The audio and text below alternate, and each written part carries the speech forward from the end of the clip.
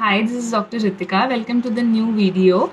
Today we are going to discuss about teeth grinding. What is teeth grinding? लोग रात को दांत को पीसते हैं, ग्राइंड करते हैं. काफ़ी लोगों को तो पता भी नहीं होता कि उनको ये प्रॉब्लम है. तो इसका क्या सोल्यूशन है? इसका सोल्यूशन है ये. इसको कहते हैं नाइट गार्ड.